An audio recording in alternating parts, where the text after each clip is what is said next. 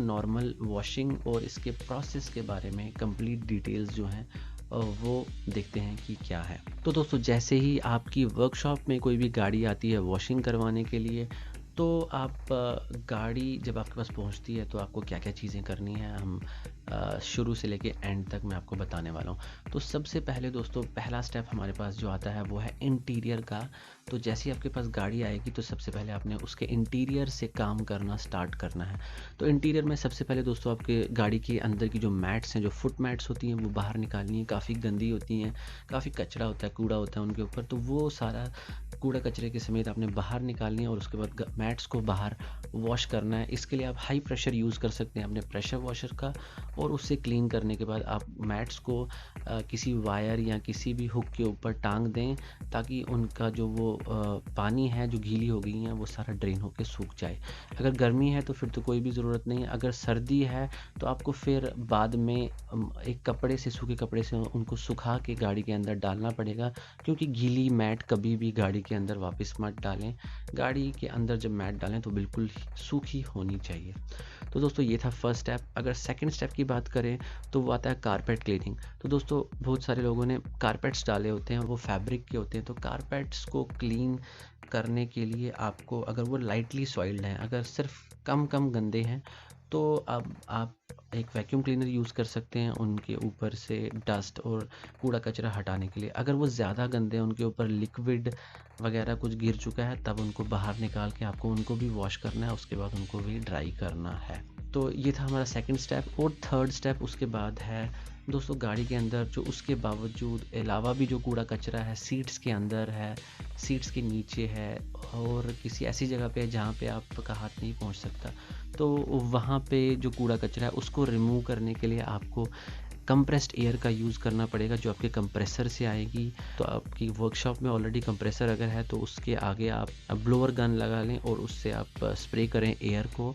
तो उससे क्या होगा, जो कूड़ा कचरा है वो सारा का सारा गाड़ी से बाहर निकल जाएगा। अगर आपके पास कंप्रेसर नहीं है तो आप ब्लोअर का भी यूज़ कर सकते हैं। डेडिकेटेड ब्लोअर्स आते हैं जो काफ़ी तेज़ी से हवा निकालते हैं, उनका भी इस्तेमाल कर सकते हैं आप, जो कूड़ा कचरा है उसको बाहर निकालने के लिए। दोस्तों, ब्लोअर्स आपके वैक्यूम क्लीनर्स में भी होते हैं। आजकल जो वैक्यूम क्लीनर्स आ रहे हैं उनके अंदर ब्लोअर फंक्शन भी होता है। जैसे कि मेरे पास अमेरिकन माइक्रोनिक है, तो वो जो एयर ब्लो करता है, काफ़ी तेज़ ब्लो करता है। इस क्लीनिंग पर्पज़ में बहुत ही आराम से यूज़ हो सकता है। उसके बाद दोस्तों, इंटीरियर क्लीन में आप ग्लास क्लीनिंग भी कर सकते हैं पहले ही, मतलब गाड़ी के जो विंडशील्ड है, जो साइड के ग्लासेस हैं, उनको आप क्लीन कर सकते हैं अंदर से। तो दोस्तों, यहाँ पे हो गया हमारा इंटीरियर फिनिश। उसके बाद आप गाड़ी को ले जा सकते हैं नेक्स्ट अपने पॉइंट पर, जो है आपका वॉशिंग बे, जहाँ पे आपकी वॉशिंग होगी कंप्लीट। तो वॉशिंग बे में जब आपकी गाड़ी पहुँचती है तो वहाँ पे आप नॉर्मली, हमने वॉश करने के लिए गाड़ी लाई हुई है, बट वॉशिंग का प्रोसेस जो है वो जनरली 2 स्टेजेस में डिवाइडेड होता है। सबसे पहला स्टेज होता है प्री वॉश, और प्री वॉश के बाद आता है हमारा नॉर्मल वॉश। तो प्री वॉश में हम क्या क्या कर सकते हैं गाड़ी के ऊपर। तो सबसे पहले तो प्री वॉश में, गाड़ी जब आपके पास आई तो आपने गाड़ी के ऊपर हाई प्रेशर वाटर स्प्रे करना है अपने प्रेशर वॉशर से। गाड़ी के ऊपर जो धूल, डस्ट, मिट्टी वगैरह है, कीचड़ है, उस सब को हटाना है। खाली पानी के प्रेशर से जितना भी हो सके, जो रह जाता है उसको छोड़ दीजिए, बट जितना हो सकता है उतना निकाल दीजिए। उसके बाद अपनी गाड़ी के नीचे का जो एरिया है, अंडर बॉडी जो है, उसको भी क्लीन प्री वॉशिंग में ही आपने करना है। तो इसके लिए आप अंडर बॉडी लेंस यूज़ कर सकते हैं। आप single nozzle under body lens use कर सकते हैं, या फिर 4 nozzle under body lens use कर सकते हैं, या फिर रोटेटिंग अंडर बॉडी लेंस भी यूज़ कर सकते हैं। तो मैंने बहुत सी अपने चैनल पर रिव्यू की हुई हैं, आप उनको देख सकते हैं।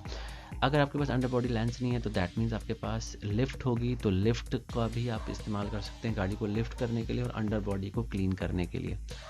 उसके बाद साथ ही साथ आप व्हील्स को भी क्लीन कर लें और व्हील आर्चेस को भी क्लीन कर लें। अच्छे से पानी मारें और पूरा कूड़ा कचरा जो है, पूरी मिट्टी, डस्ट जो है, निकाल दीजिए। साथ ही साथ लास्ट का जो स्टेप प्री वॉश में है वो है इंजन बे का क्लीनिंग। तो बॉनेट खोलिए और इंजन बे को भी इस स्टेप में क्लीन कर दीजिए। दोस्तों, नॉर्मली लोग इंजन बे को हाई प्रेशर वॉशर से ही साफ़ करते हैं, बट दोस्तों ये एडवाइजेबल नहीं है, क्योंकि कभी कभी इंजन बे में जब आप प्रेशर मारते हैं तो वो स्पार्क प्लग्स में पानी पहुंच जाता है और गाड़ी मिसिंग करती है। तो बेटर होगा कि अगर आपके पास स्टीमर है तो स्टीम मार के गाड़ी को क्लियर कर लीजिए, बट ये इतना ज़्यादा फास्ट मेथड नहीं है, स्लो है। फास्ट मेथड ये है कि आप प्रेशर वॉशर यूज़ करिए, लेकिन आप जब प्रेशर वॉशर यूज़ करेंगे तो उसको काफ़ी ध्यान से इस्तेमाल करिए। तो यहाँ पे हो जाता है प्री वॉश का स्टेप कंप्लीट। प्री वॉश के बाद आप नॉर्मल वॉश कीजिए। नॉर्मल वॉश में दोस्तों वही आपको अपना प्रेशर वॉशर में फोम कैनन कनेक्ट करनी है और फोमिंग करनी है। तो फोम कैनन्स बहुत वैरायटी की मार्केट में अवेलेबल हैं। अच्छी से अच्छी फोम कैनन खरीदिए, अच्छा से अच्छा फोमिंग सॉल्यूशन या फोम शैम्पू खरीदिए और उसको इस्तेमाल कीजिए अपनी गाड़ी को फोमिंग करने के लिए। फोमिंग करने के बाद आपको गाड़ी को थोड़ा सा गाड़ी के ऊपर फोम को थोड़ा सेट करने देना है, थोड़ा सा रहने देना है। उसके बाद रबिंग स्टार्ट करनी है। तो दोस्तों रबिंग जब भी आप करें तो हमेशा माइक्रो फाइबर से ही करें, क्योंकि माइक्रो फाइबर जो है वो एकदम स्मूथ होता है और गाड़ी की सरफेसेस पे स्क्रैच नहीं लगने देता है। और दोस्तों रबिंग के लिए हमेशा 2 बकेट सिस्टम का ही इस्तेमाल करें, मतलब 2 बकेट पानी रखें अपने सामने। एक बकेट में सोपी वाटर रखिए, एक बकेट में नॉर्मल वाटर रखिए। सोपी वाटर में पानी को डिप करिए और गाड़ी की सरफेस है उसको रब कीजिए। उसके बाद वो जब गंदा हो जाएगा कपड़ा, उसको फिर नॉर्मल वाटर में डिप करके उसको रिंस करिए और वो सारा कूड़ा कचरा उसमें ही निकलने दीजिए। उसके बाद दोबारा से सोपी वाटर में डिप करके दोबारा से गाड़ी की सरफेस को रब कीजिए। और दोस्तों एक और चीज़ का ख्याल रखें कि जो गाड़ी का लोअर पोर्शन है, जहाँ पे ज़्यादा सॉइलिंग हुई होती है, जहाँ पे ज़्यादा कीचड़ होती है, उसके लिए अलग कपड़ा यूज़ करें और अलग बकेट यूज़ करें। तो ये होगी हमारी रबिंग। और रबिंग के बाद आता है रिंजिंग का स्टेप, जिसमें आप नॉर्मल साफ़ पानी प्रेशर वॉशर से मारेंगे और गाड़ी को एकदम क्लियर कर देंगे, साफ़ कर देंगे। तो यहाँ पे होगी हमारी गाड़ी की वॉशिंग कंप्लीट। दोस्तों वॉशिंग कंप्लीट होने के बाद आता है नेक्स्ट स्टेप, वो है ड्राइंग का। तो दोस्तों ड्राइंग के लिए आप 2 मेथड यूज़ कर सकते हैं, या तो मैनुअल ड्राइंग कर सकते हैं या तो मशीन ड्राइंग कर सकते हैं।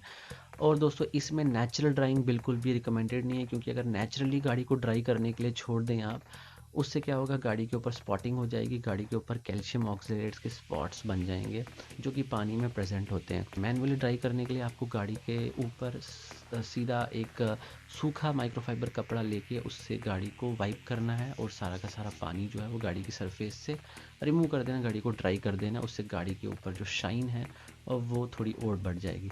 या फिर दोस्तों अगर आपकी वर्कशॉप में गाड़ियों का काफ़ी ज़्यादा लोड है, काफ़ी ज़्यादा गाड़ियाँ आती है, तो उस केस में मैनुअल ड्राइंग जो है टाइम कंज्यूमिंग होगी। तो उस केस में मैं रिकमेंड करता हूँ मशीन ड्राइंग। मशीन ड्राइंग के लिए आप कंप्रेस्ड एयर यूज़ कर सकते हैं, जो कि अगेन आपके कंप्रेसर से ही आएगी।